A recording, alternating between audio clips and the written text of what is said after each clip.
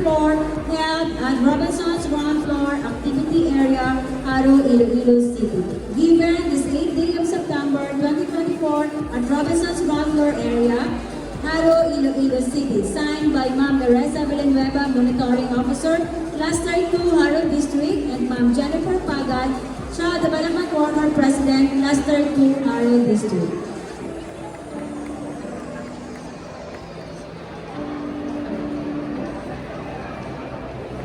Same certificate is also given to Ma'am Rachel Ann Dapat na po.